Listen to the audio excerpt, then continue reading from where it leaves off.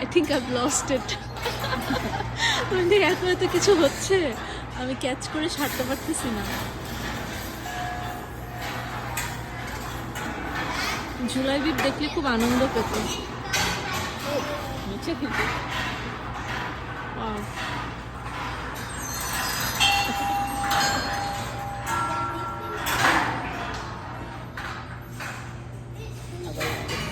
এটা হচ্ছে কি যেন বলে এটাকে, পারপেচুয়াল মোশন।